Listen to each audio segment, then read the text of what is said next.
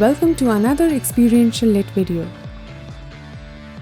Over the past several years, UAE has emerged as one of the top wealthiest countries in the world.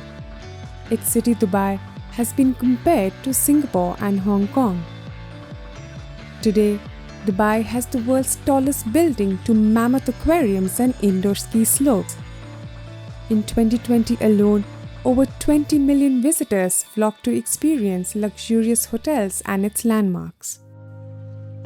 In this episode, let's explore how a fishing village that was set up with just mere 700 members has grown into one of the richest cities, with a police force that drives supercars.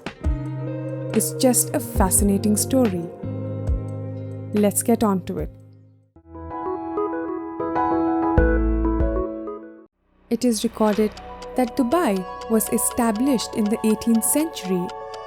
Its economy was completely dependent on fishing and pearl diving. Meet Sheikh Saeed bin Maktoum bin Hashar Al Maktoum, regarded by many as one of the fathers of Dubai. He was the longest ruler, but his son Sheikh Rashid played a major role in transforming Dubai into a modern city. We will talk about his achievements a bit later.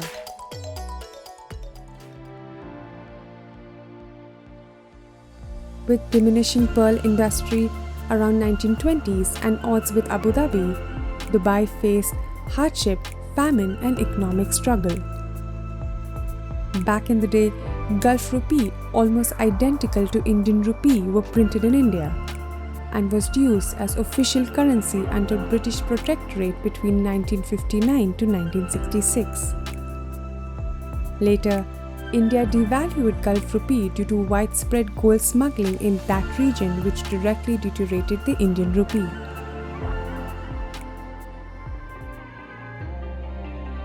It's been over 50 years. By 1966, oil was discovered and trade marked a turning point with creation of its new currency Rial, later superseded by UAE's dirham. UAE gained independence from Great Britain in 1971. Oil has helped Dubai to build today's modern metropolis, still expanding and growing.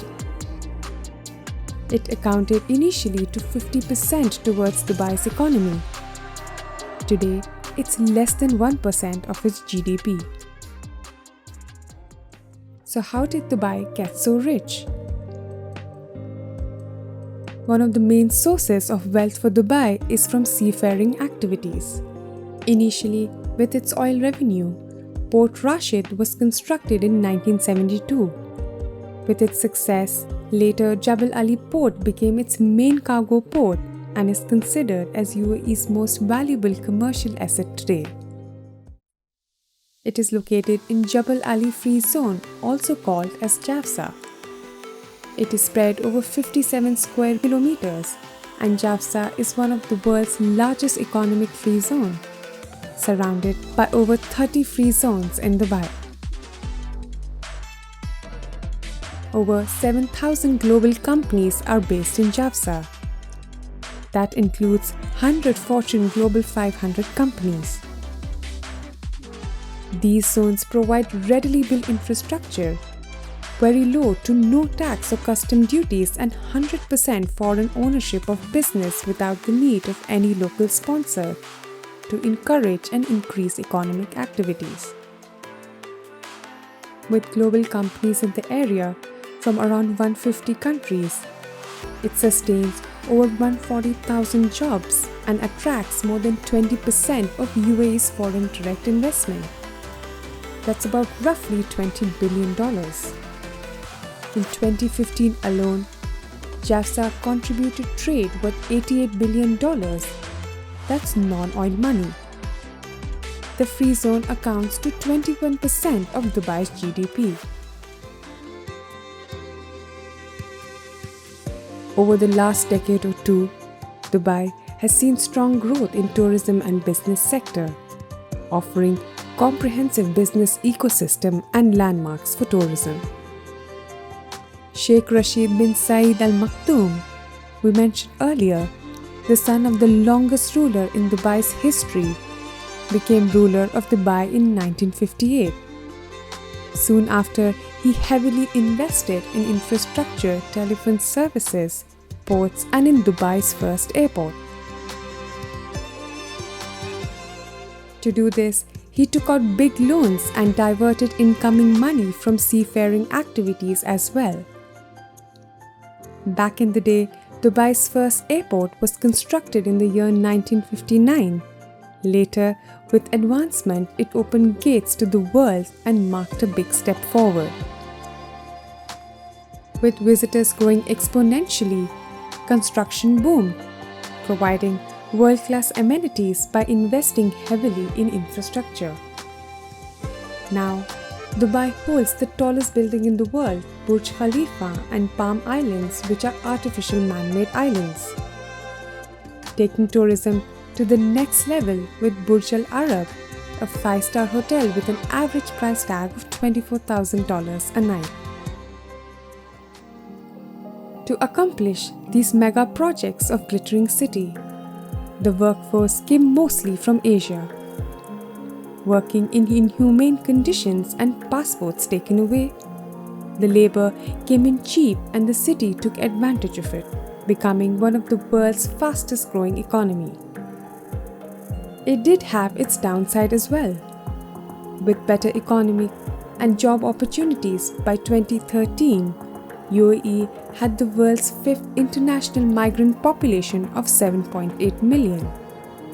That's about 80% of total population of UAE. Countries like UK, India and United States have strong business ties and are the top 3 countries for contributing to FDI in Dubai.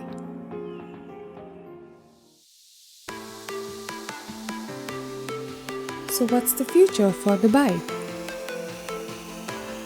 Today, as the world's focus is on using renewable energy and moving away its dependency on oil and gas, Dubai's investments in tourism and business infrastructure with its friendly rules and free zones has paid off. Its non-oil private sector has expanded at its fastest pace in the last 2 years. It is aiming to become the world's smartest and most visited city by 2025. Presently, it's also focusing to produce 75% of its energy requirements from renewable sources by 2050. In my view, the most significant change is perhaps UAE to launch its very own digital currency by 2026. Our last episode covered cashless society and its impact. I'll leave the link below, you might find that episode interesting. Anyhow, there you have it. Dubai from a small fishing village to the world's richest city. So what do you think? What's the future for Dubai? It has reached its pinnacle or it's yet to make many more man-made wonders? Comment below with your thoughts. With all of that, that's it for this episode. This is Noreen. You have been watching Experiential Lit. Thanks for watching. I'll catch you again soon in the next video.